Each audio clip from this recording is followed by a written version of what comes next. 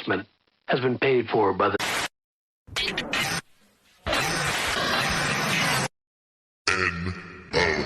NOW.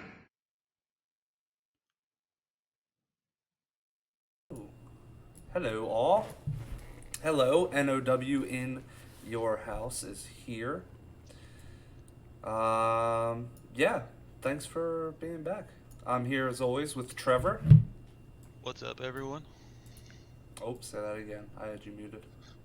What's up, everyone? How's it going, Gravity? How's it going, Bat? So, yeah, we had a week this week. We had 1, 2, 3, 4, 5, technically 6 shows. I'm sure one of them you did not watch. I did watch it, so I'm just gonna hit on it briefly. That was Against All Odds by Impact. But yeah, we had quite a bit of wrestling this week.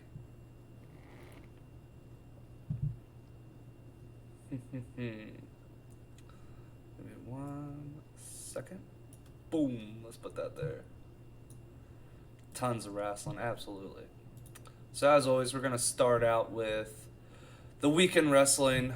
On Monday, we had, of course, Monday Night Raw.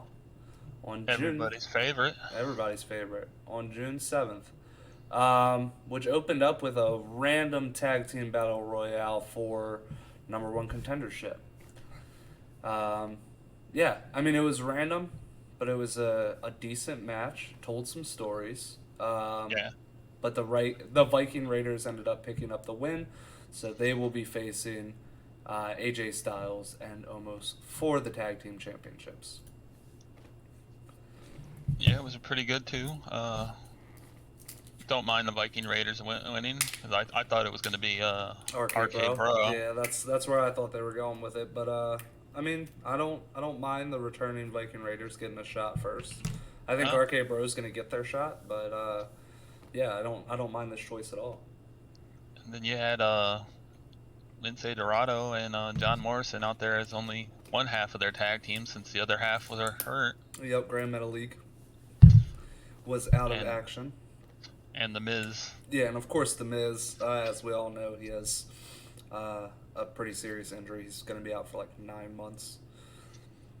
But he's still on Raw. Yeah, and I mean, it seems like they're just going to keep him on Raw, realistically. Yeah, well, I mean, he's such a good talker. There's no reason not to have him doing something. Yeah, have him in his nice old wheelchair, getting it. But next up, we had Elias versus Jackson Riker. Elias originally came out and he started talking about why he had to leave Jackson Riker during their tag team championship match. Oh, that's loud. Rada, thank you for the host. Yeah, then Riker showed up and started attacking him from behind.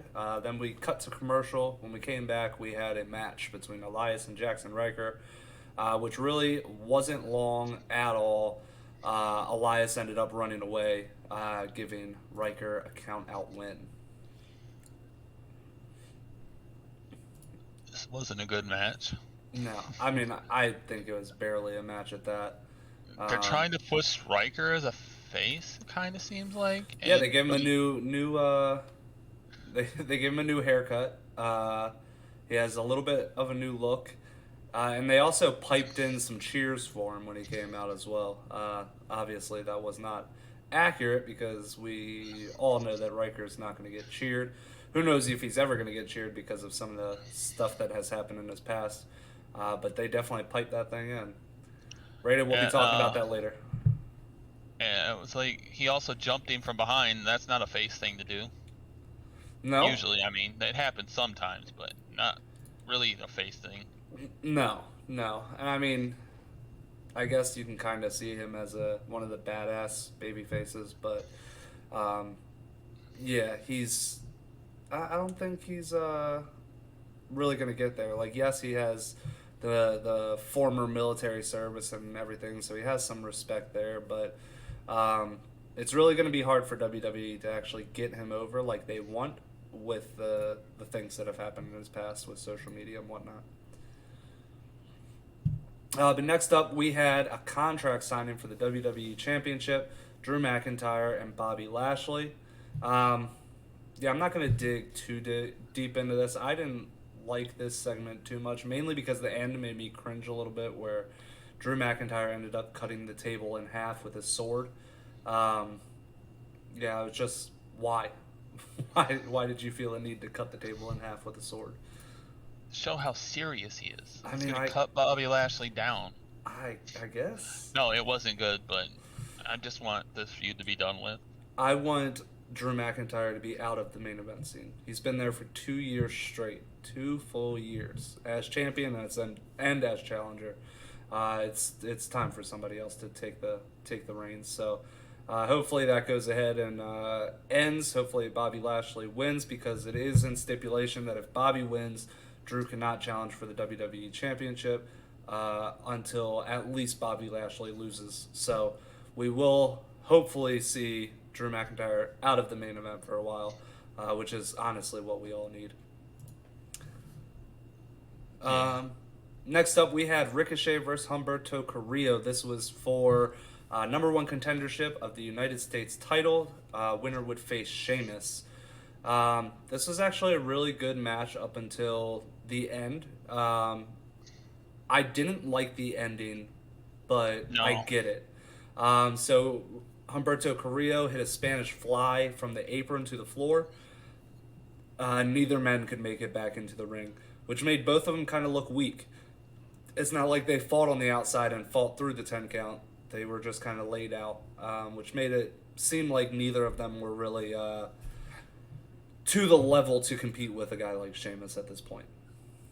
Yeah, they're probably gonna end up doing a triple threat. Yeah, I think that's the move that they're going to go. We'll find out tonight, and then we'll let you guys know, obviously, next week. But Hell in a Cell will be over by that point, too, so we'll know the results of that. But, yeah. They only have 4 matches so far announced for Hell in a Cell. Yeah, they're going to have to really step it up this week and really make some things happen, because right now it's not looking too great of a card. Next up, we had Jeff Hardy randomly facing Cedric Alexander. Yeah, I didn't necessarily thank you, Thunderbird, for the host.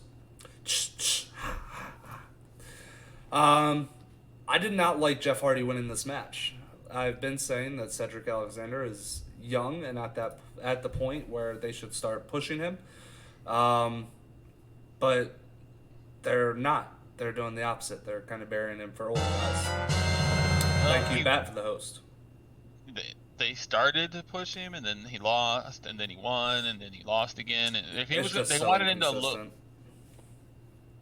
to lose, they should have just had him get disqualified, like get angry, and that would have at least made him look at least not super Trevor, weak. are we doing a prediction for Hell in a Cell? I think we should do it for all pay-per-views coming up. I was thinking about it, but since I only have the 4 matches at the moment, I was gonna wait and see what was going on tonight, because I'm not sure what to put on there. I have 4 matches. Yeah, we'll maybe by Wednesday we'll have some more information. It won't give people as much time, but it only takes like a minute to fill out that. Oh yeah, anyway, it's very very fast to fill up, and I'm sure most people got it filled up either that day or they were last minute with it and did it that night. But next up, we had Asuka and Nikki Cross versus Charlotte and Rhea Ripley. The match ended with Charlotte hitting natural selection on Rhea Ripley, her tag team partner, which allowed Nikki Cross to pick up the win. This match was actually pretty decent for what it was worth. But again, the ending, they're kind of just pushing Charlotte versus Rhea Ripley. Why were you teaming them up in the beginning anyway if you were just going to have it end like this? Really questionable decision making. And the announcers the whole time, will they get along? When's this team gonna? We get it. They're gonna turn on each other. Yeah, you don't have to keep pushing it. Yeah, when you're pushing it that much, it's almost guaranteed that the end of the match is gonna end up with some sort of brawl. But yeah, this is Raw for you. Next up, we have Mansoor versus Drew Gulak, which I liked seeing some new faces. it wasn't a great match, but the reason it wasn't a great match is because they really weren't given any time. It's a very, very quick match. But it was a very technical match as well. Mansoor ended up picking up the win, countering a pin for his pin. So kind of like a surprise roll-up type move.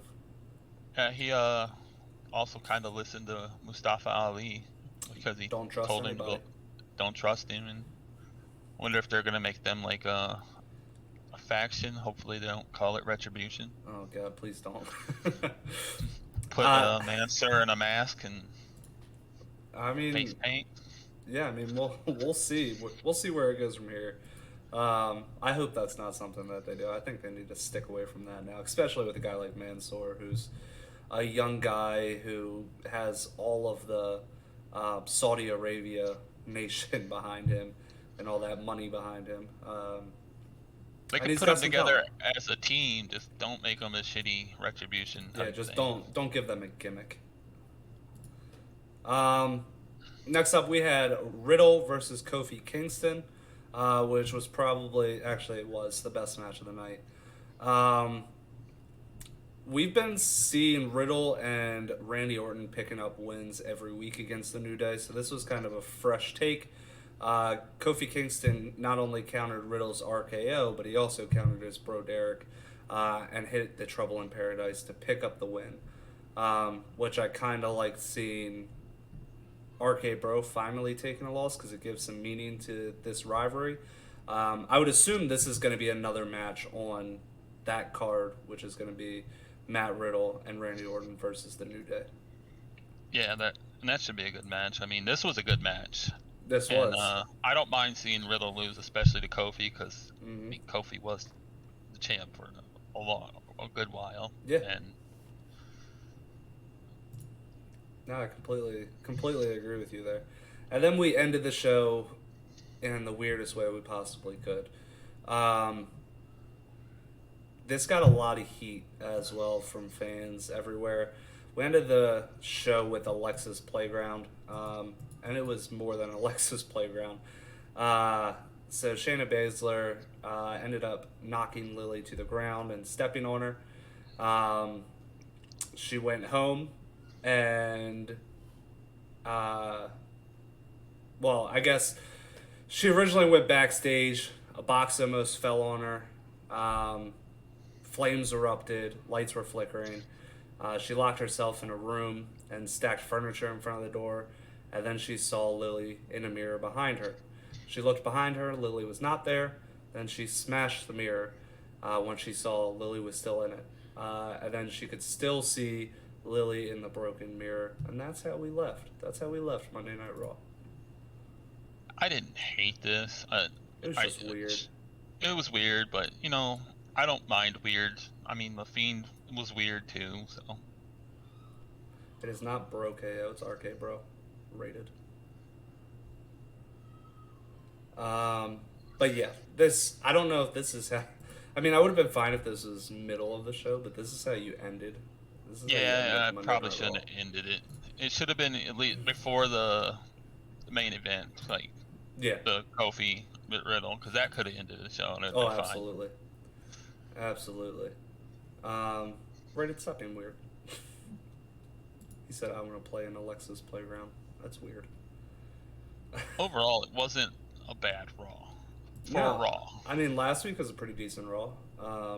So maybe they're turning around a little bit. I mean, it wasn't great by any means. But yeah. Next up, we had on Tuesday night NXT. This was the go-home show for NXT TakeOver In Your House. To open up the show, we had Austin Theory versus Oney Lorcan. Oney Lorcan ended up picking up the win here, but there was quite some chaos in this match with Pete Dunne and Johnny Gargano mainly. This was more to build that feud for the main event of NXT TakeOver. The match itself was pretty good. Austin Theory is great. Oney Lorcan is great. But yeah, this was more to push that main event. Yeah, it was a good match, especially for an opener. Get the crowd pumped. I don't think there was a real crowd, but the Thunderdome crowd. Yeah. He did Yeah, I his mean, job. I do like how NXT has a little bit of fans at least. And then In Your House, I mean, they had probably 250 people there or so it was a nice change. I mean, Yeah, I wasn't expecting that. I thought it was going to be just more Thunderdome, and then I saw the people, and I'm like, oh, cool. yeah, I mean, that's kind of how I was. Tyron has scored a goal. We're going to be here for 25 seconds until this ends.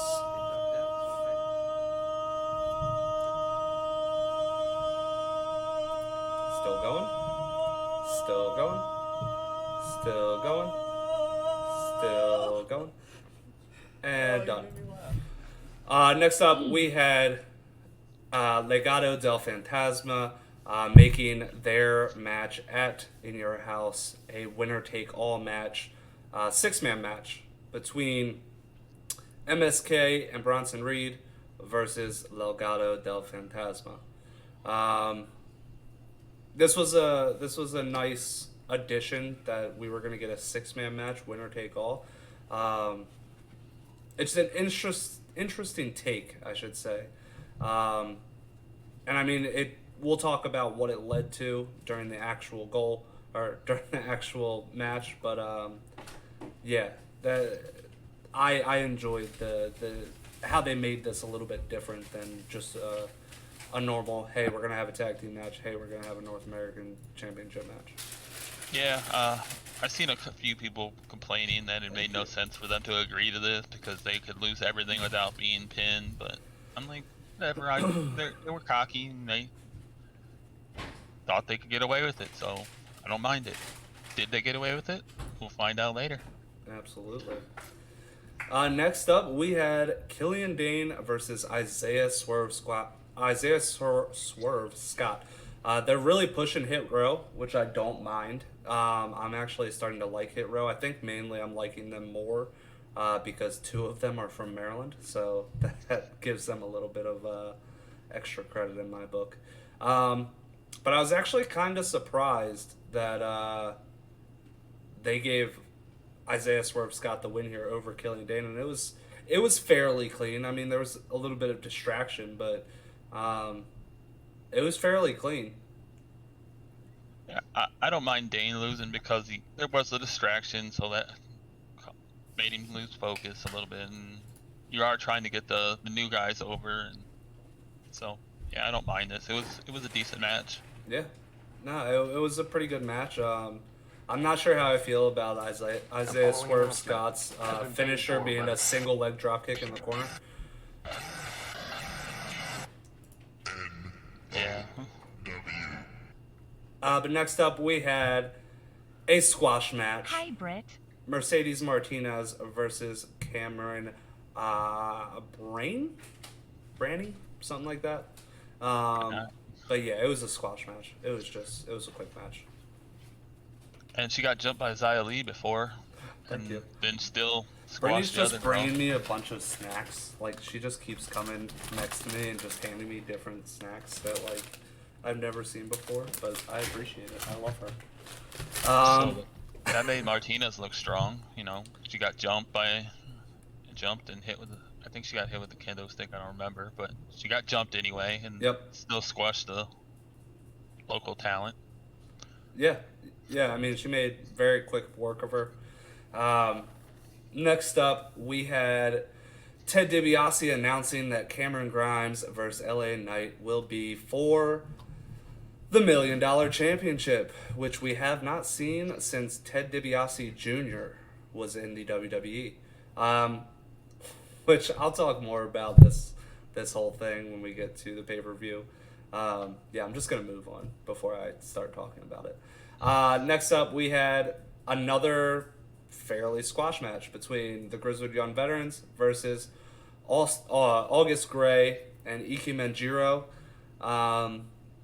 Yeah, I mean, these are two guys from 205 Live. I honestly, I try to watch 205 Live every week, but realistically, I probably watch it like twice a month on time, realistically.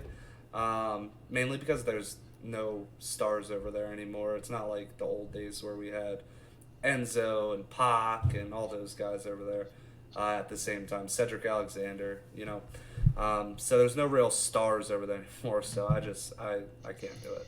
But yeah, this also announced that Tommaso Ciampa and Timothy Thatcher will be facing the Grizzled Young Veterans, not at In Your House, but this Tuesday, as in tomorrow, in a Tornado Tag Team match. The match wasn't nothing, but that should be a good match next week or tomorrow. Because I like Ciampa and Thatcher together. I like Ciampa a lot. Yeah, absolutely. Have a Britt and Lana game night. I'm sure we will eventually. Brittany said she would like to stream at some point, and I know Lana's coming back, so that's a possibility they can do a community night together. Next up, we had Poppy releasing her new album. But this wasn't necessarily for Poppy. Candice LeRae called out Poppy, and Poppy said that she doesn't wrestle, but she knows her wrestler. And we had the return of Io Shirai. I enjoyed this. I enjoyed this a lot. Io Shirai got a nice little pop. It's good to see her back. I honestly thought she was going to go to the main roster, so seeing her back in NXT, it's nice. It's really nice. You missed the part where Poppy gave Dexter Lumis a hug and Indy Hartwell got mad. True. I did forget about that. But the cream will rise to the top. Rated redeemed for a #1 contendership match for the NOW Championship. Rated. It was an okay segment in the back, and then the match. I mean, you had to. Well, did they have a match even? It didn't count. It was just a Io beat down on her. Yeah. It was just a tiger kick, and that was pretty much it out of it. Yeah, it was just okay all around. I enjoyed the segment though. Like I said, I enjoyed seeing the return of Io Shirai. I think that's the key takeaway here. Next up, we had Ember Moon versus Dakota Kai. Ember Moon picks up the win, but it is by disqualification. But after the match, she ended up hitting not one, but 2 eclipses on Gonzalez. I love the eclipse. That's and a great Ember Moon. move. Great move. Yeah, and Ember Moon's so good. I agree. I think she's very good. I think she's underutilized, but I don't like the jumping around of her gimmick. I feel like she's not who she was, and I was talking to a few people about this yesterday. She's not who she was back when she was NXT Women's Champion. She's like taken a lot of things from Shotzi Blackheart and has become like somebody completely new. I don't know how I feel about it. I really liked who she was back then, so I really don't want to see her becoming another superstar that's already on the roster. With a howl and everything like that, I just feel like she's taken quite a bit. Yeah, I liked her old entrance. Exactly, I was the same exact way. And then to end the show, we had a nice little brawl. I mean, throughout the night, we had little brawls here and there between the 5 men that are going to be in the main event at In Your House. But this one came out to the ring, and yeah, it was a madhouse, which was fun. It was fun.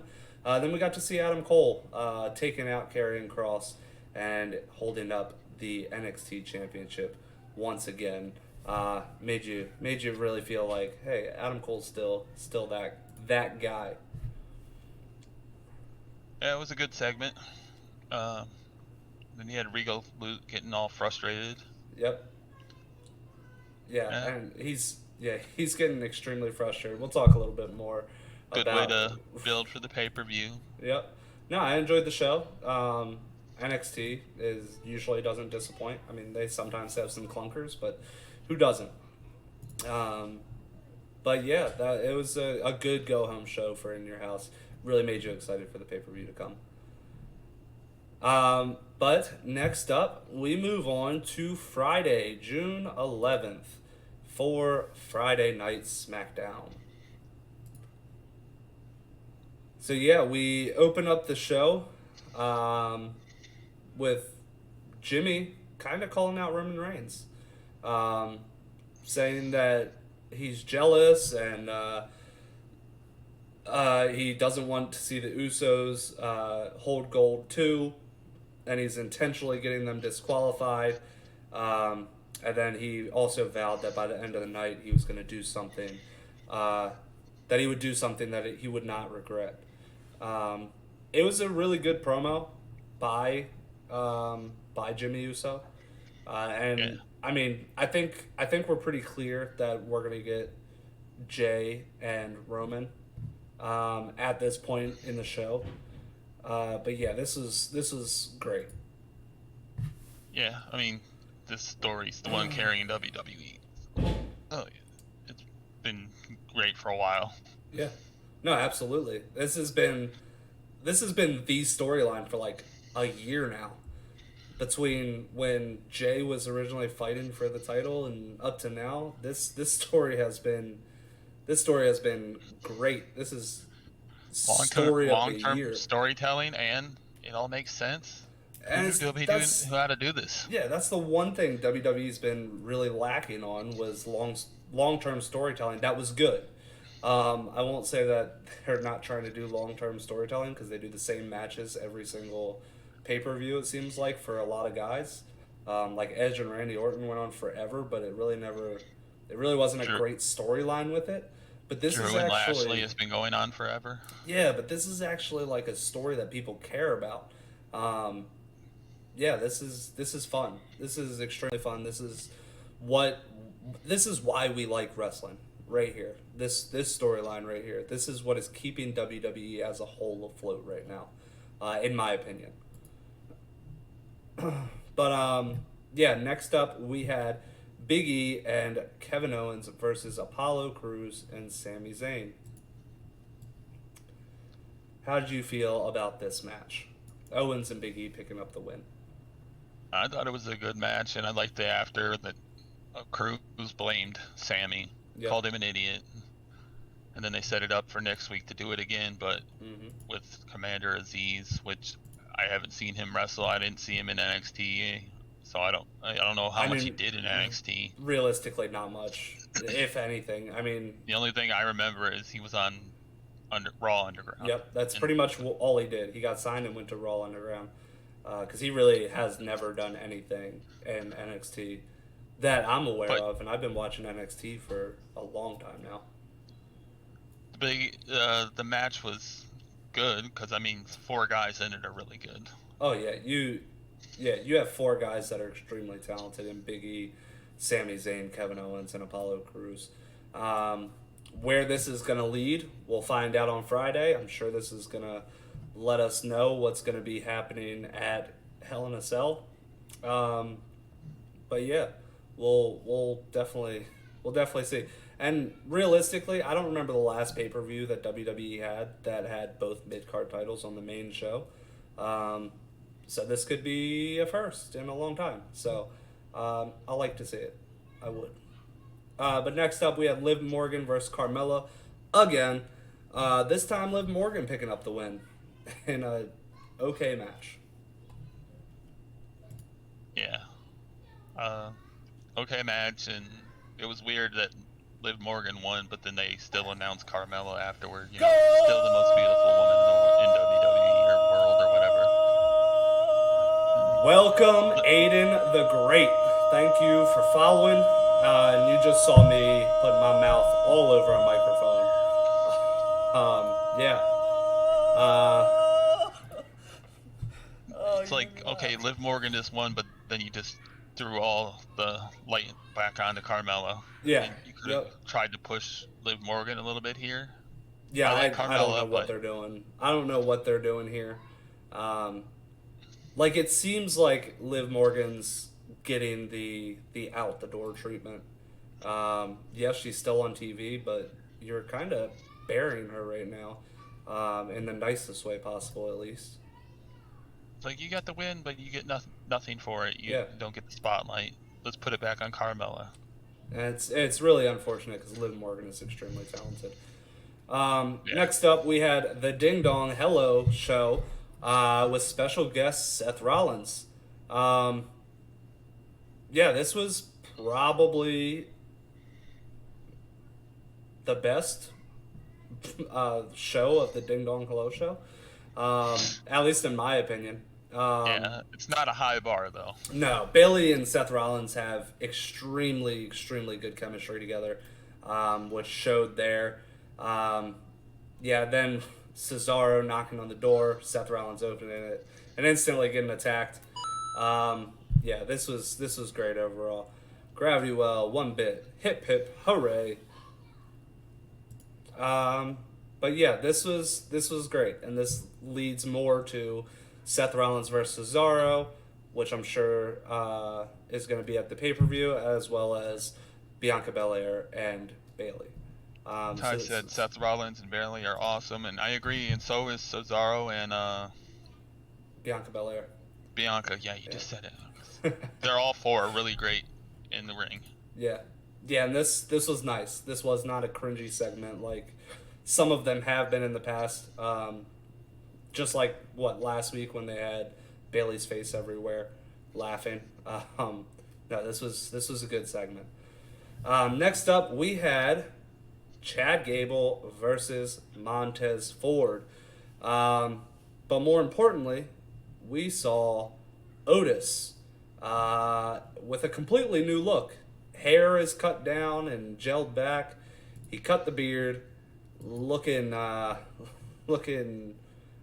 don't know. He's looking like the guy from Teen Wolf. He's looking rough, man. He's looking rough. But yes, after the match, Otis did attack Montez Ford. After Montez Ford, yeah. By Teen Wolf, I mean the movie, guys, not the TV show. The movie is better than the TV show, though. But yeah, apparently Otis did break ribs of Montez Ford. That's at least the story going around. Is it a work? Is it a shoot? I guess we'll find out in the near future. But as of right now, Montez Ford is out indefinitely with broken ribs, and I believe they said a punctured lung because of the broken ribs. Sounds very, very steep. So I'm pretty positive that it's just a work here. Next up, we had for the 500th time Shinsuke Nakamura versus King Corbin in a terrible, terrible segment. How'd you feel about this segment? At least Nakamura got the win. And they're setting it up for the pay-per-view. Yeah, but we've had this. I mean, it was still bad. We have had this match every week for the past 6 weeks. They're having the battle for the crown. Oh my god. 6 weeks worth of the same match. 6 weeks of Rick Boogs messing up Corbin. Like, it's so long. This is just what we talked about. Long-term storytelling is what they're trying. This is one that's failing. Absolutely. Nobody cares about this at all. You've beat the dead horse repeatedly. Let's just end it and push Nakamura. Yeah. This guy is amazing. I mean, I really like Baron Corbin as well. I liked him a lot more during his run as the Lone Wolf back when he had the Money in the Bank. I do think he should have been a successful cash-in, but that's neither here nor there. And let's end SmackDown with the final segment, Rey Mysterio challenging Roman Reigns. So we are going to get Roman Reigns versus Rey Mysterio for the Universal Championship at Hell in a Cell. But damn, this was a good segment. Again, Roman Reigns in the top segments of the show. Mysterio came out and attacked him with a kendo stick. Roman Reigns called it and hit him with a Superman punch. He set up for a spear. Dominic came out with his own kendo stick. and Roman Reigns sent that kid flying over the ropes, powerbomb style, just threw him over the top rope, which made for a pretty good meme. We're getting memes galore of Dominic looking terrified as he's flying through there. I seen a thing. It was like after this week's SmackDown, it looks like we're gonna have a ladder match between Jimmy and Roman to decide who gets custody of Jay. I like it. Thank you, Aiden, for the host. Ever notice Ray is usually the last feud for people before they drop the belt to their next feuding person? Not this time. Not this time. Because I think the next challenger is going to be it's going to be Jimmy. I believe Jimmy's going to have a match for it, but he's not going to win. He's gonna have to acknowledge Roman as the tribal chief. But yeah, that was SmackDown. I heard they want Cena versus Reigns. I did hear that. SummerSlam. Rumor has it that they are calling out John Cena, trying to get him back. Another thing has been said where they're reaching out to The Rock to appear at Survivor Series to start that feud from Survivor Series to WrestleMania with Roman. So yeah, it looks like we're going to get some big hitters back, and maybe that's why they've been doing these cuts, because they're trying to get some big dogs back in here who are going to cost a lot of money. I mean, Cena and The Rock are going to cost a lot of money to get back. Also, Lesnar's supposed to be rumored to come back to fight Lashley. To fight Bobby Lashley, which he's potentially rumored to show up at Hell in a Cell. So I guess we'll see. We'll be talking about that next week, so make sure you guys tune in so we can talk about some Hell in a Cell next Monday at 8 o'clock. But moving on to the next show on Friday at 10 p.m., we had AEW Dynamite. Yeah, this was Dynamite. We love our AEW and our NXT on this show. They are definitely the shows that we look forward to the most every single week because they usually do not disappoint. But this show started out with Christian Cage versus Angelico, which Angelico is somebody you never thought you would see in the ring with a guy like Christian Cage. But this match was very, very good. Yeah, it's just crazy how Christian Cage can make anybody look good. He's looking good in every single match he's been in since he's been back. So it's just it's incredible the lengths that he's gone. And Angelico is good as well. He was on Lucha Underground, so if you haven't seen Lucha Underground, you can see some really, really good work of Angelico as a singles guy. Is Christian the reason that Edge looks so good? Probably. I mean, if I had to say who looks better right now, in singles matches, I'd have to say Christian. Christian's been killing it. But I would have said that back in 2005 as well. So, but yeah, Christian Cage picks up the win against Angelico in a very good match. Matt Hardy did attack Christian Cage after the match, hitting him with the Twist of Fate. And he was going to beat him down more, but Jungle Boy came out and made the save.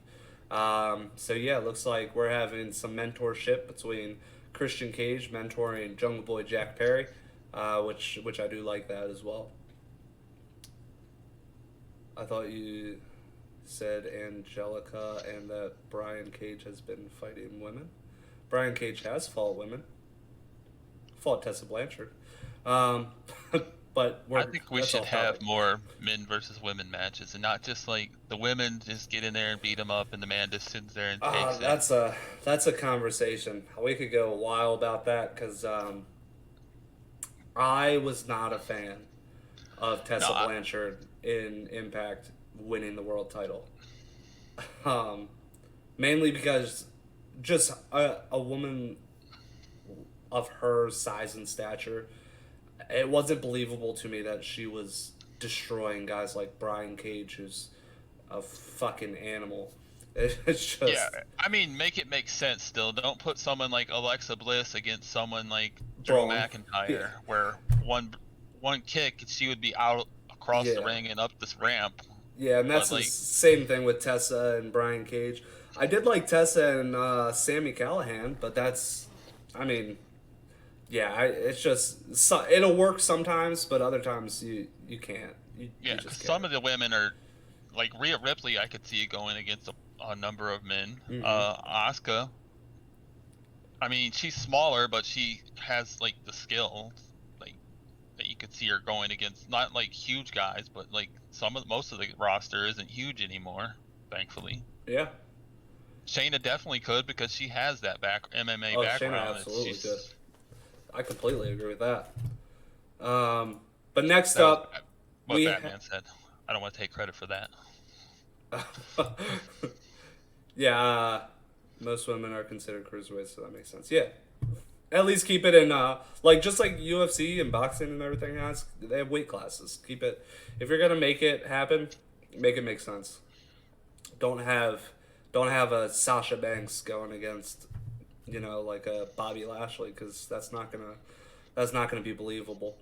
But next up, we had Cody Rhodes making a special announcement, and that special announcement was AEW has a new face in the company, and it is none other than Arn Anderson's twin son, Brock Anderson. They look identical. Brock looks exactly like his father. Yeah, it was weird, and we're gonna see him in the ring.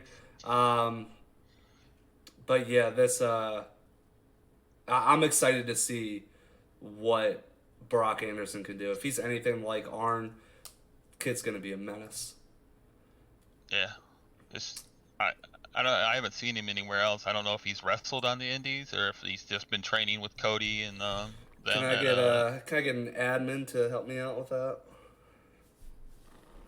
I'm not on my phone, so I appreciate you. Yeah, but I haven't seen him wrestle anywhere else. No independent scene or anything like that. He does look like he's in shape.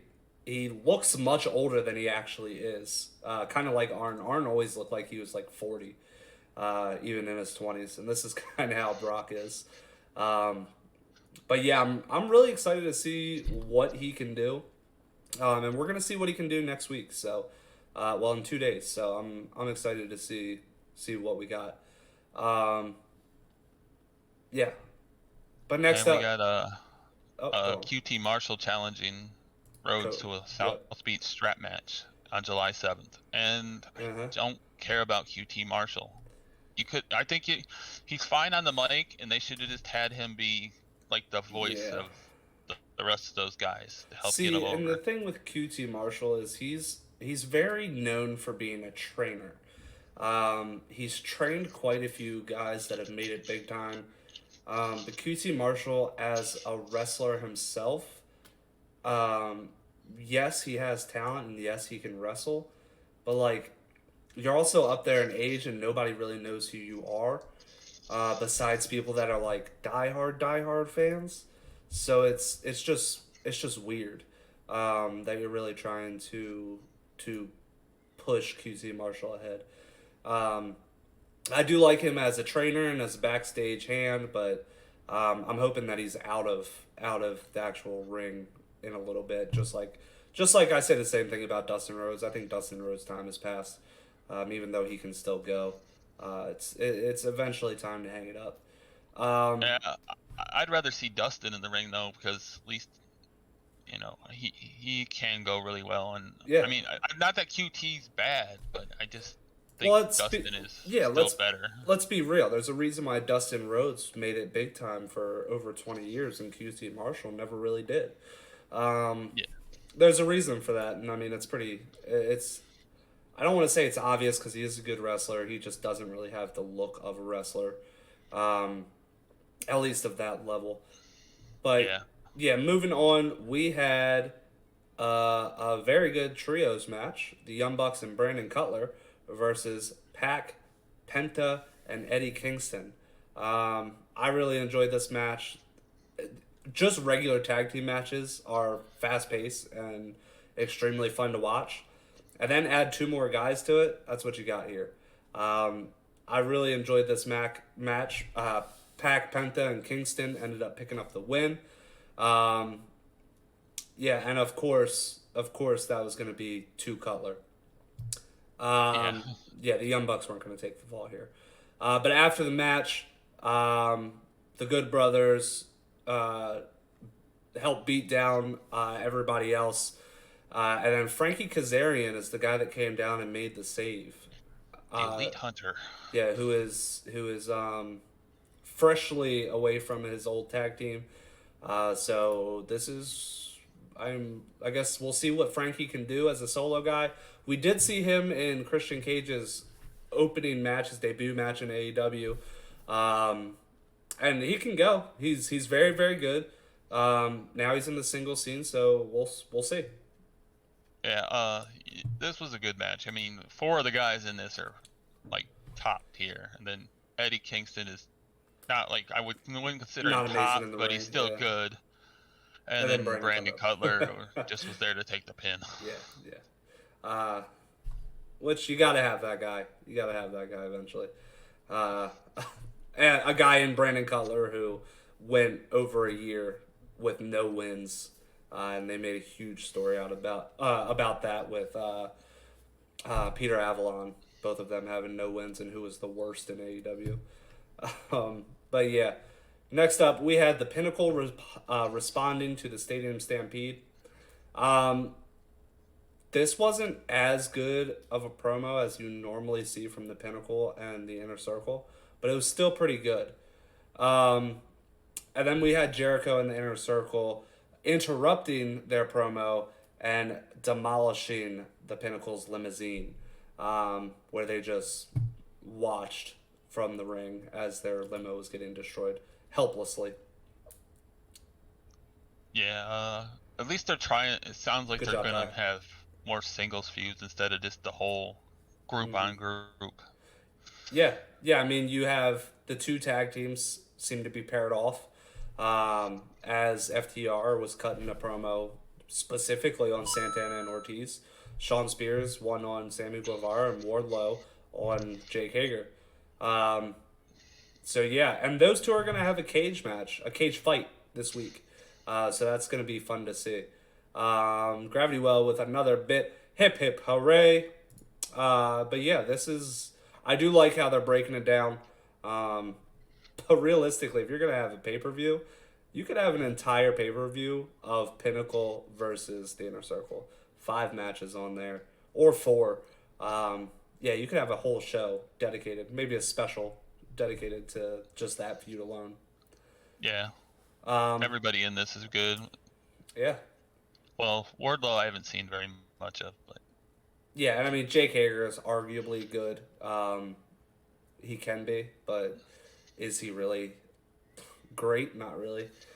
And then there's also the argument with Sean Spears, but if you ever watched him as Ty Dillinger in NXT, you would know that dude can go. Does this mean AEW is going to do Brawl for All? No, they're not going to do Brawl for All. He was over on the main roster too, and they just did nothing with him. Did nothing. The perfect 10. Yeah, 2 years in a row they did the 10 spot in the Royal Rumble. Like, yep. That's your push for him, guys. Yeah. 2 years in a row you do the same spot. Next up, we had the TNT Championship match. We had Miro versus Evil Uno. I don't know. I really liked this match. This was a very good match. There was just one part that I didn't really like, and it was the end. Mainly because Evil Uno hit Brody Lee's discus lariat, and it did nothing to Miro, which I just kind of felt like it was a slap in the face a little bit. But it also made Miro look like a monster, because he instantly destroyed Evil Uno, applied the game over, and made Uno tap out. I didn't mind that because, one, he's not as big as he's absolutely Brody Lee not. was. And I failed to mention, you had -1, which is Brody Lee Jr., ringside at this match. Yeah. Also, when he does the game over now, that's brutal looking. When he got it is. When he pulls him back all the way. I mean, it was brutal before where you're doing the like camel clutch. He said, yeah, but then he twists him back or pulls him backwards now, and like you're gonna break that dude's back. Yeah, this is the camel clutch on steroids. It really is. And then he got up and was basically laughing in -1's face. Yeah, which was good heel heat. Bringing in some heat. Yeah. And I mean, so, I would really like to see Miro and 10 again. I feel like that would be a very, very good match again. If you're going to keep it up with Dark Order, just keep getting shot after shot after shot, just each guy. I mean, eventually a Dark Order guy's got to win, right? Eventually? They kind of need somebody to step up and be the leader like Brody Lee was. I know they don't want to replace Brody, they don't want one. Well, to be fair, there was if you listen to AEW Unrestricted on Spotify, that is hosted by Tony Schiavone and Aubrey Edwards, they actually had -1 and 10 on the podcast this week. Well, on Thursday last week. And yeah, they were talking about how -1 is the actual leader. So, are you going to have somebody step over top of -1? I think that'll make him feel bad a little bit, but he's also a 9-year-old, so you can't really have him be a serious leader.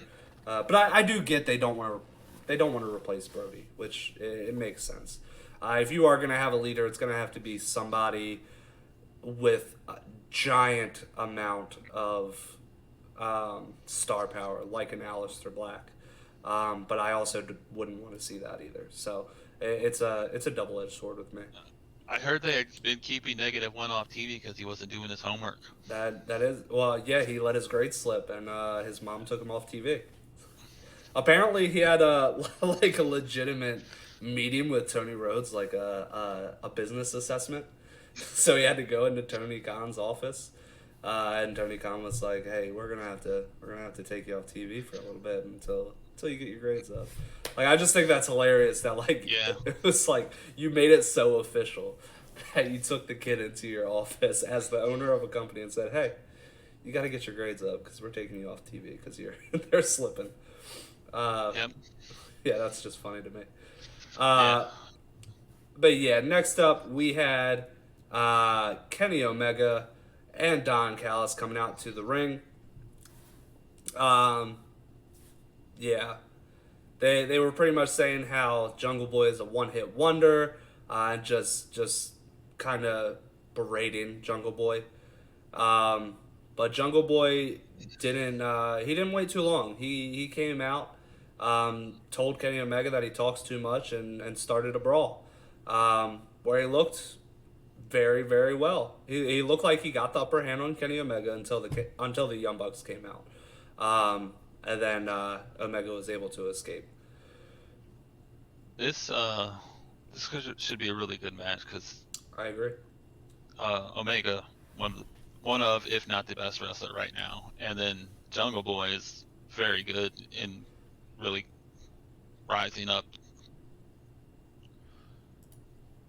He's not quite at the top, but he's getting some where star he needs power. to be. Absolutely, yeah. And he's very, very over. But yeah, next up we had a squash match. Archer defeated a guy named Chandler Hopkins. In very, very quick fashion. So I mean, this was good to see Lance Archer squash somebody right after he got beat. Kind of keeping him relevant. So this was nice. Yeah, he got the win and then just marched to the back. Didn't even get his hand raised, and Jake was like, "Okay," basically. Yeah, pretty funny. Yeah, no, I completely agree. I enjoyed this. And then next up, we had a pre-tape promo. Scorpion Sky and Ethan Page. They talked down on Darby Allin for deciding to face them in a handicap match, and then they have now called themselves the Men of the Year. That is what they are going by now.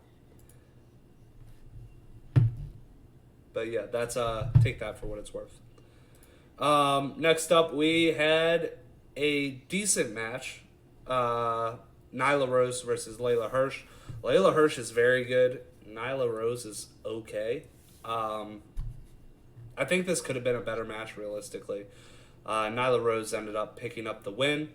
After the match, Tony Schiavone caught up with Britt Baker, who claimed that Rose needs the title to make her legit, whereas she makes the title. Which I enjoyed the promo. I did enjoy the promo was really good. The match was okay. I mean, it wasn't bad. It was bad, but it wasn't like, I think they just needed a little longer, maybe. No, I agree with that. And then in the main event, we had Hangman Page versus the man I was talking about, Preston Vance, or AKA Number 10, versus Team Taz, the team of Brian Cage and Powerhouse Hobbs. This was a very, very good match, and surprisingly, Hangman Page and 10 picked up the win. Yeah, I did not see that this is going to be the way that they went with it, but we are seeing the downfall of Team Taz, because Ricky Starks came out and he slapped Brian Cage, and he's the one that chased down Ricky Starks and left Powerhouse Hobbs alone, and that's how Hangman Adam Page and Preston Vance picked up the win. I keep struggling whether I want to call him 10 or Preston Vance, because they call him both. So, yeah. I don't know if it's the downfall of Team Taz, but Cage isn't going to be with them. He's obviously going to be solo and fighting Ricky Starks when he comes. I think Ricky Starks hurt in that moment, so he'll probably end up fighting. Now, do you think it's going to be Brian Cage that's out, or do you think it's going to be Ricky Starks? Because to be fair, Brian Cage is technically the FTW champion. But wait, Taz was pissed at him because he wouldn't use the belt, and Ricky Starks is just trying to help him. I mean, so it looks like they're trying to push Cage as a babyface type. Yeah. Because he didn't want to use the belt, he didn't want to do that and cheat, and then Hobbs and Ricky Starks are both obviously very much heel and want to use the belt and want to cheat and stuff. So I would think he would be the one out. Brian Cage needs to break away and be face. I don't know if he needs to be face. He is a very good heel. He was a very good heel at Impact. I think what he needs is just one match with somebody very, very good that has some time. Because Brian Cage is a freak athlete. The dude can do backflips. He can do standing backflips like nothing. Yeah, the dude's just insane. Cage should be like his Lucha Underground stage. Yeah, that's exactly it. But yeah, Hangman Adam Page, he's becoming more and more obvious that he's going to be eventually the one to take out Kenny Omega. He's a bona fide star. They've been building him being the champion since before AEW even started, really. When AEW was first a thought, Hangman Adam Page was getting groomed for that title. And he's just knocking it out of the park every match he gets. And he's getting more main event scene looks and everything like that. Are they going to do it in the next couple months? Probably not. But I think down the road, I think Hangman Adam Page is that clear-cut guy that's going to take away Kenny Omega's title. Which makes sense because they were former tag team champions together, everything like that. Hangman Adam Page hasn't challenged for that title against Kenny Omega. Once it happens, we'll see. Yeah, that'll be a phenomenal match, hopefully, because I mean both of them are very good. Yeah, but that closed out AEW. So did you watch Impact Against All Odds at all? I did not. All right, I'm just going to hit on this really brief so we can just move on. So the show opened up with a street fight between the Good Brothers versus Sami Callihan and Tommy Dreamer. Sami Callihan and Tommy Dreamer ended up picking up a win over the Good Brothers after Tommy Dreamer attacked the Good Brothers with a baseball bat. Moving on, we're going to skip a couple matches here because some of them were irrelevant. Rich Swann, the former Impact World Champion, faced off against W. Morrissey, a.k.a. Big Cass, a.k.a. Big Cass XL. And Morrissey was dominant. He absolutely destroyed Rich Swann. They're easily setting him up for the main event scene to have him take on Kenny Omega. He ended up catching Rich Swann midair, hitting him with an F5, which was weird. Morrissey's now using an F5. He also picked him up and hit him with a huge big boot, and then delivered 3 consecutive power bombs to end up finishing the match against Rich Swann. Just absolute dominance from W. Morrissey. Moving on. We'll drop down to the Impact Tag Team title match. Decay lost their tag team championships by Violent by Design. Moving on to the Knockouts Championship match, Deonna Purrazzo retained over Rosemary in a very good match. And then the main event in Daly's place. This was the only match that was in Daly's place, to be fair. We had Kenny Omega versus Moose for the Impact World Championship in a very, very good match. I wasn't aware how good Moose actually was until this match. I've watched Impact. I have watched Impact for a while. I've seen Moose in a lot of matches. I was never really impressed by him too much. And I don't know, maybe Omega made him look much better, but damn, this was a good match. I highly suggest watching this match. Kenny Omega did not win clean, so I'm not going to act like he did. The Young Bucks did come out, delivered multiple super kicks to Moose, hit him with a BTE trigger to knock him out, and then they helped pick up Moose onto Kenny Omega's shoulders, and Kenny Omega then hit the One-Winged Angel to retain the Impact World Championship. But after the match, this is the big part, Sami Callihan comes out and attacks the Elite, I guess we can call him the Elite, with his patent baseball bat. So he was in Tennessee, and then somehow he was in Tennessee to start the show and ended up in Jacksonville to end the show.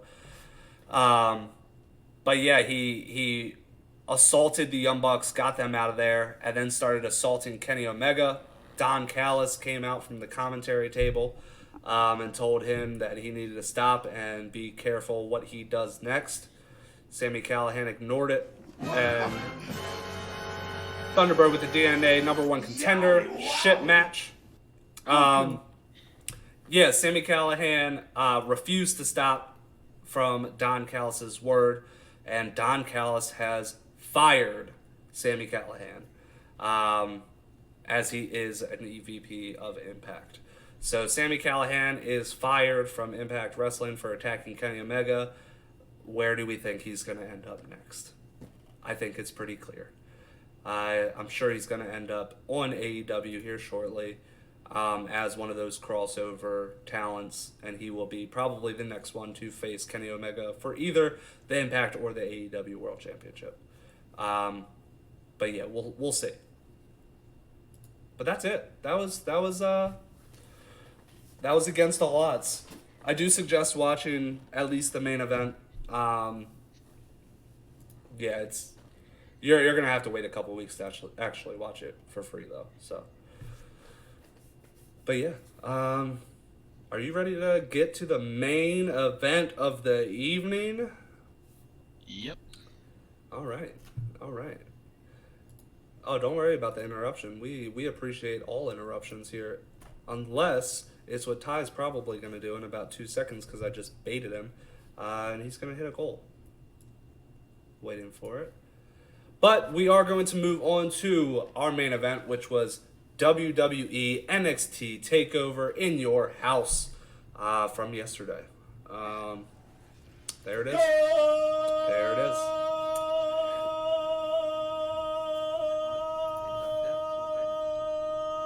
But I'm going to try to talk over this.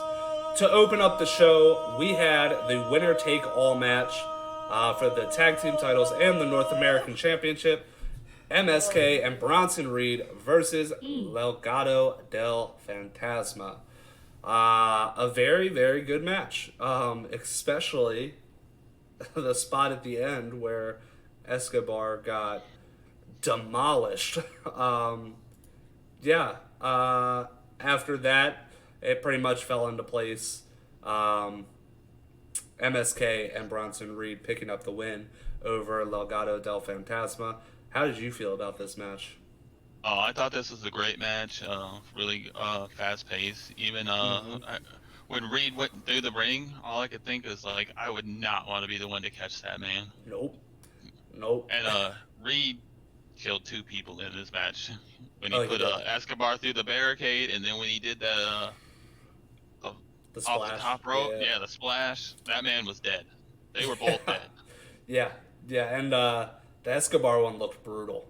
It looked brutal. Was a great way to open NXT and get the crowd pumped because, as we talked about earlier, it was a live crowd, and the end sequence by the timekeeper where he stares into the cam was really weird. I think the point was he was grabbing the title and he was going to attack Bronson Reed with the title, but yeah, he ended up getting destroyed, not into the barricade, through the barricade. Yeah, that was awesome. I thoroughly enjoyed that. But next up, we had Mercedes Martinez versus Xia Li, in a good match, but I also called it a bathroom break in the beginning because I didn't care about this storyline. This is the one I cared about the least. Yeah, nobody really cared about this match. There wasn't too much there. Mercedes Martinez, I don't know. Xia Li ended up picking up the win, but Mercedes Martinez ended up walking out with so let's get into it. So Xia Li, after the win, went to go grab a chair to attack Mercedes Martinez. Mercedes Martinez ended up cutting her off by kicking her in the thigh, made her drop the chair.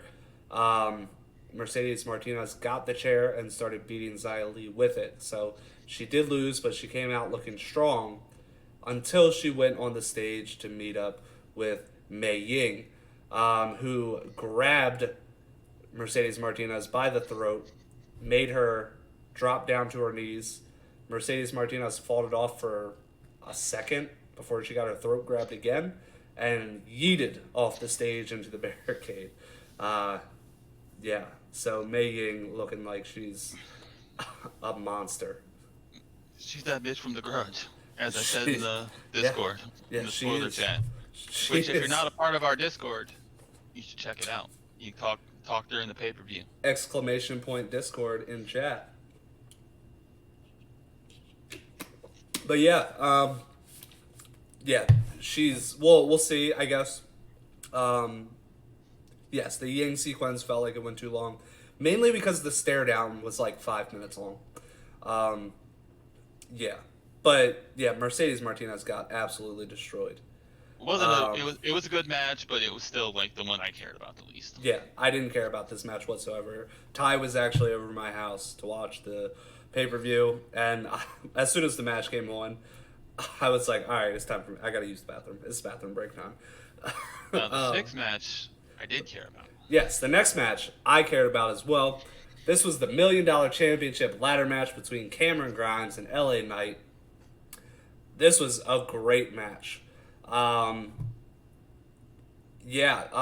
This match actually made... So, I've been saying for months, I don't get Cameron Grimes. I don't like Cameron Grimes. All this stuff.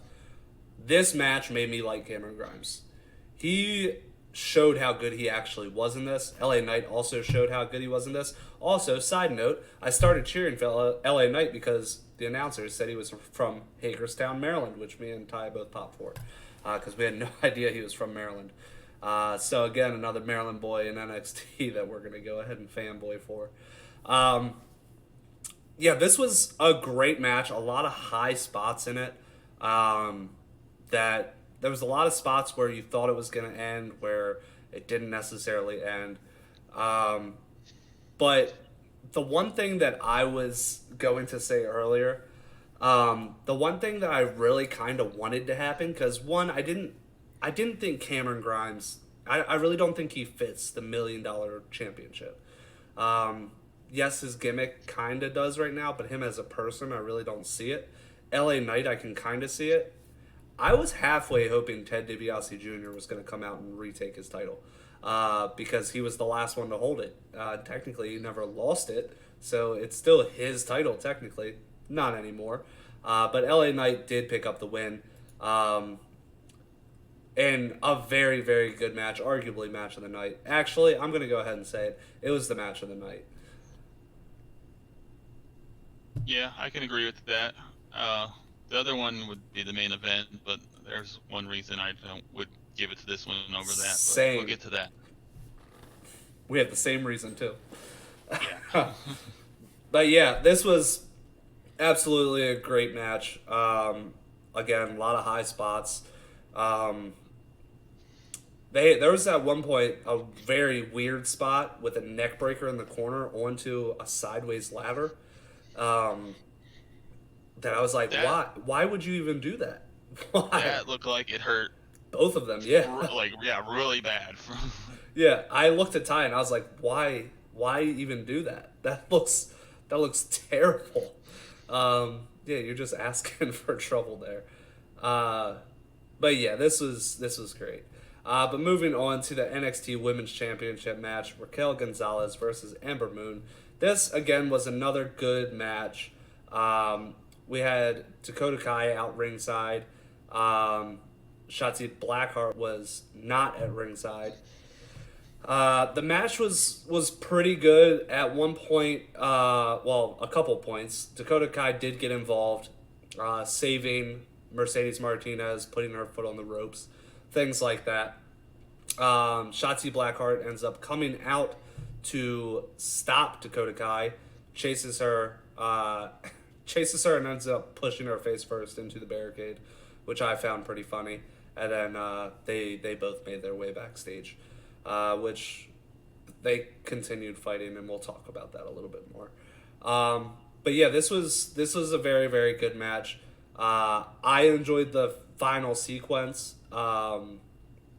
That one-arm powerbomb that she hit from the reverse position, I heavily enjoyed that. It looked very, very good. Some spots look sloppy. Yeah, I mean, I don't want to say you're going to have it with somebody as green as Raquel Gonzalez, but yeah, she is green, so you are going to have some of those spots. Ember Moon is good, but yeah. How'd you feel about this match in general? Yeah, I didn't think Ember was going to win, and I don't think she should have either, because you want to push Raquel, and she has improved a lot, because she was not very good when she started, and she's gotten a lot better. Absolutely. But I wanted Ember Moon to win because she's like one of my favorite female wrestlers, especially in NXT. But I knew she wasn't going to. Still a decent match, good match, I'd call it even. Yeah, it was a good match. I have no complaints about that match. The right person won. Yeah, it would have been nice to see Ember Moon win. But like I said, the right person won. Give Raquel Gonzalez her time as champ. She deserves it at this point. So, moving on to the main event already.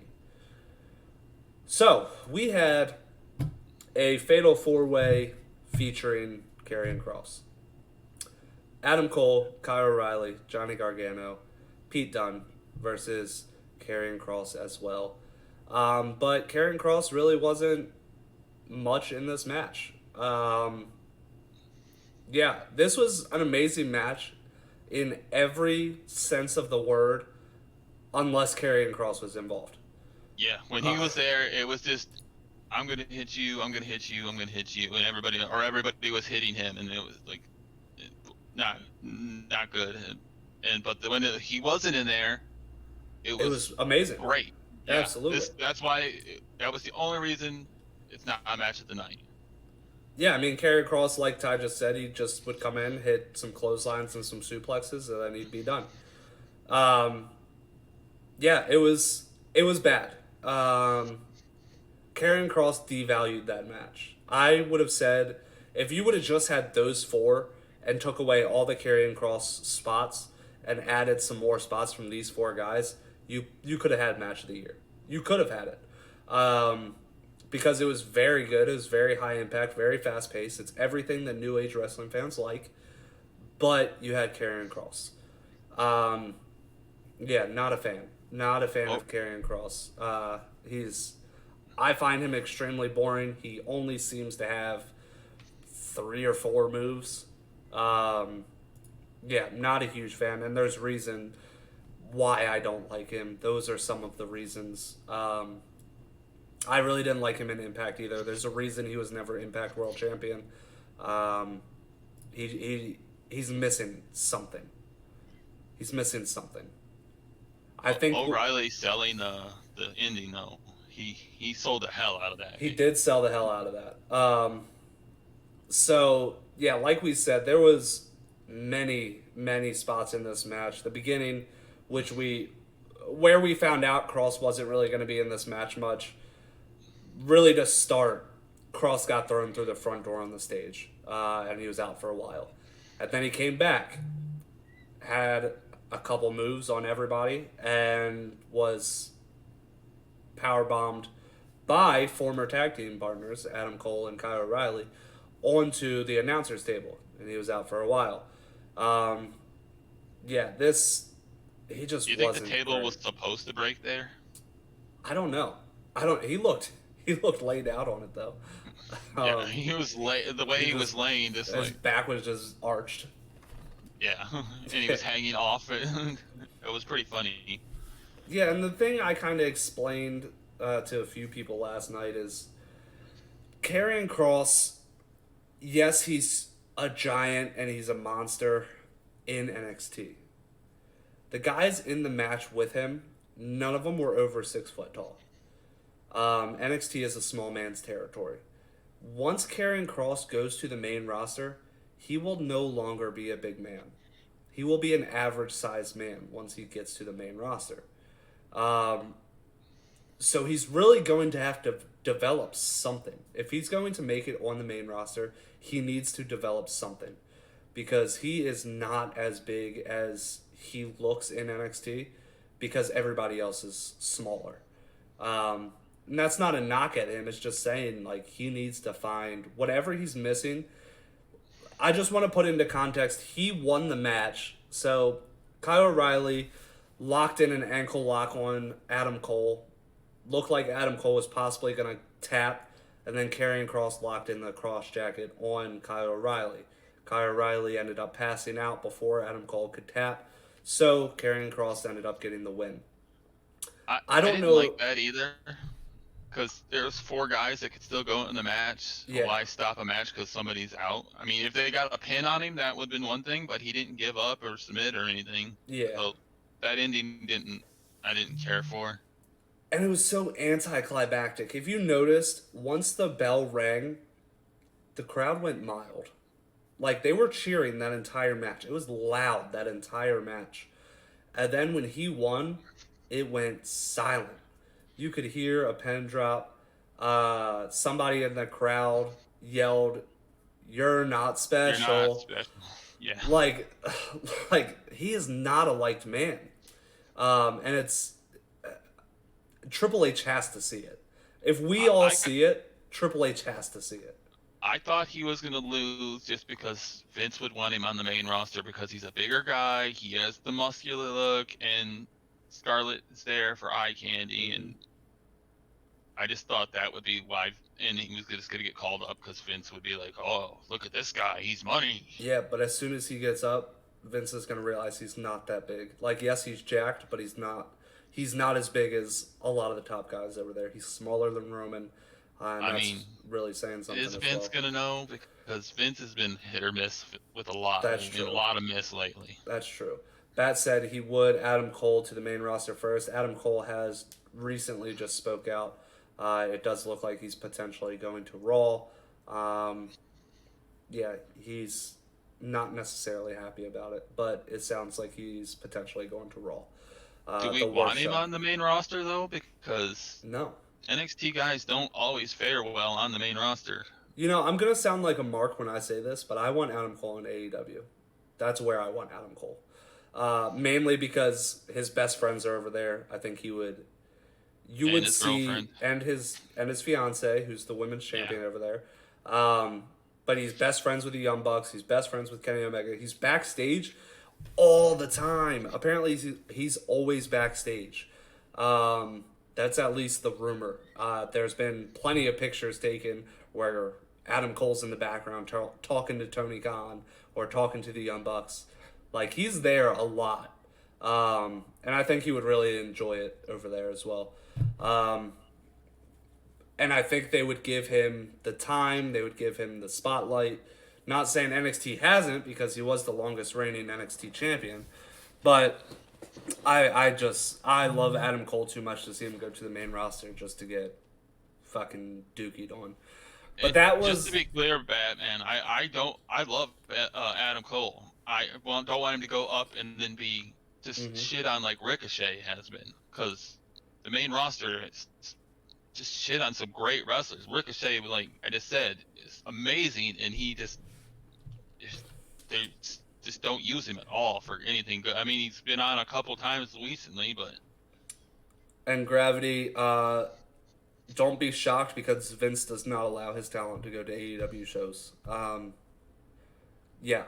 Adam Cole was denied access to an AEW show. I want to say it was 2 pay-per-views ago, and the last pay-per-view, he was told he was not allowed to go. He's just doing it anyway, which is not good to do. But if I was him, I think I would probably do the same thing if my fiance is going to win the World Championship. I do too, and if AEW is a chance, I'd prefer that. There was rumor last year his contract was set to expire, but apparently he secretly signed another contract, but nobody knows the extent of that contract. So it could potentially be ending this year. There's a lot of different rumors about his contract right now. Prince Puma would be great in AEW. He can stay as Ricochet. He was Ricochet in Evolve. Ricochet would be great over there. I would love to see Ricochet versus Rey Fenix. That would be amazing. It looks bad for business, though, when your talent is elsewhere. It does, but, I mean... It does, but, like, that's his girlfriend's there also, and, like, she was in NXT. They showed her on camera. You'll ask Britt Baker in November? Britt Baker, if you ever listened to Oral Sessions, she was on Oral Sessions and said that they do plan on working together one day.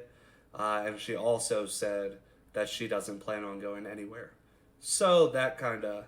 Was that a hint? Maybe. But yeah, I don't know.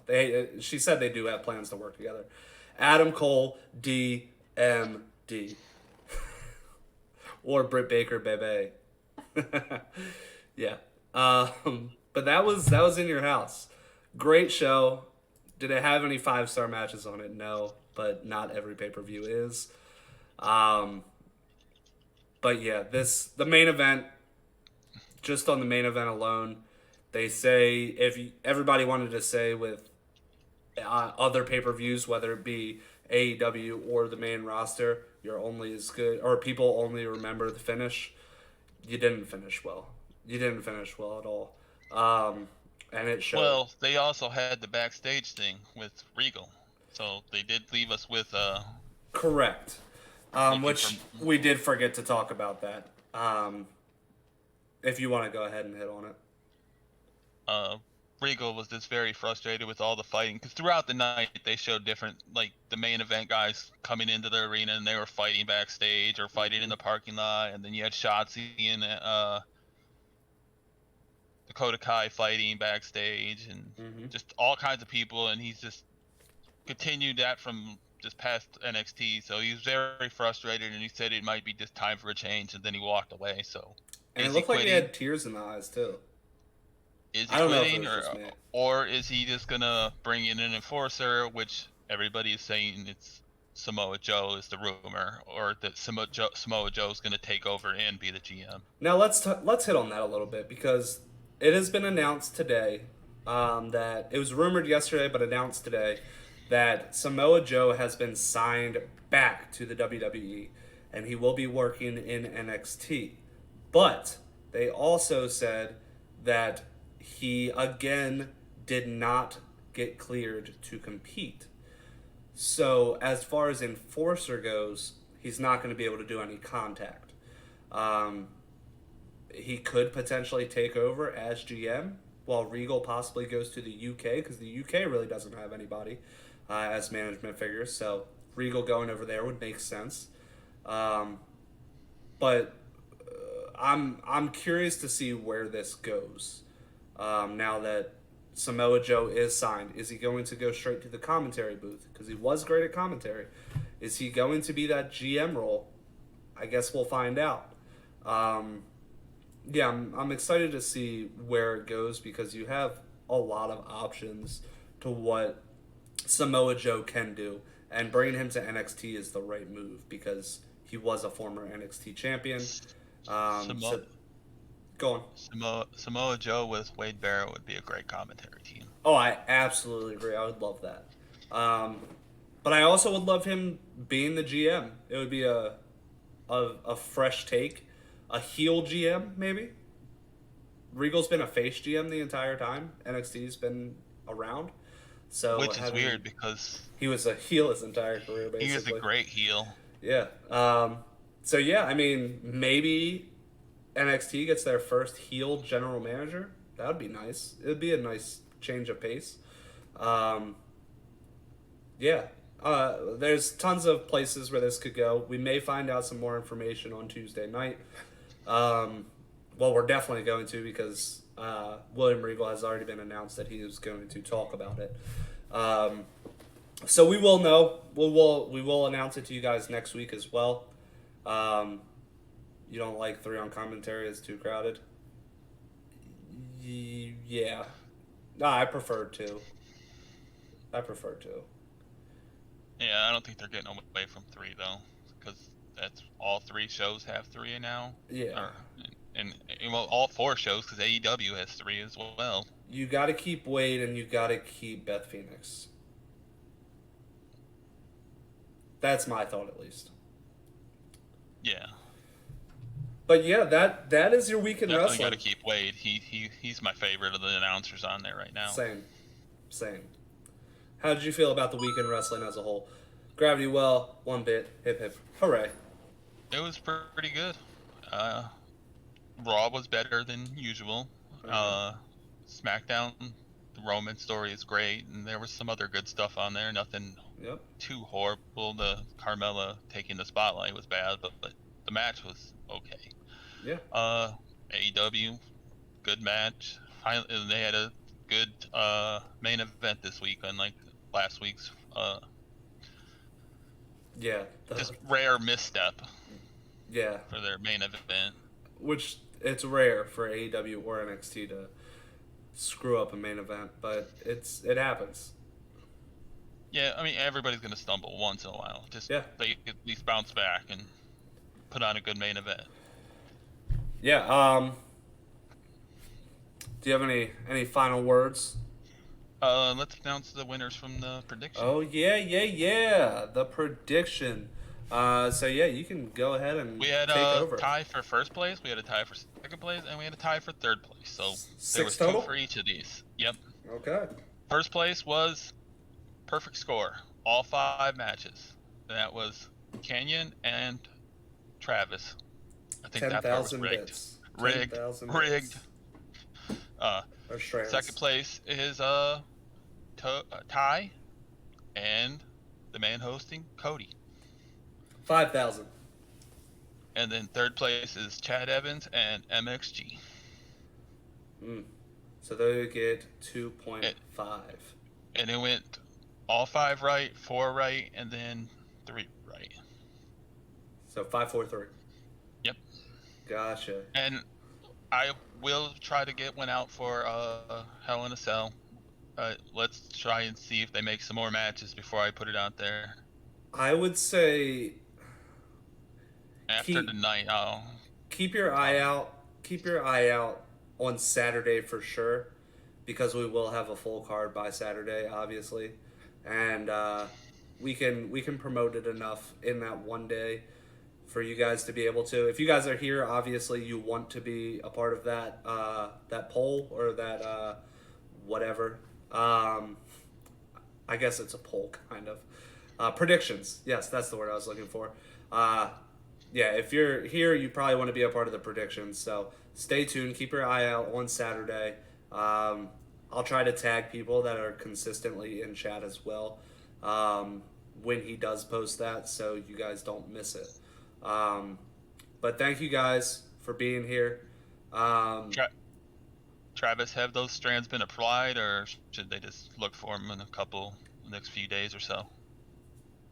For the winners. He could probably do it right now. Yeah, I just didn't know if he had or if he was just planning on doing it sometime. 'Cause yeah. I know he gets busy. Speaking of busy, tomorrow, stay tuned. I'll be back here with Gravity Well. We'll be talking about E3. We'll be going over E3. So if you have been watching or you haven't, tune in. If you have watched, be a part of the conversation. We're having an open session, so anybody can be on the show tomorrow that has watched E3 and wants to talk about it. So yeah, show up. And then Wednesday, Metal Gear will be played. That is TNA. So I believe that Lana is going to be taught how to play by Gravity Well. And that's how they're going to be doing that. So stay tuned for that. And then Thursday, back to NAW. Stay tuned Friday and Saturday for potential pop-up streams by myself. I may do a community night on Friday or Saturday, depending on what's going on. So yeah, thank you guys for showing up. Trevor, anything? Thanks everybody for coming out. Thank you all. Have a good night. We appreciate you. See you. The following announcement has been paid for by the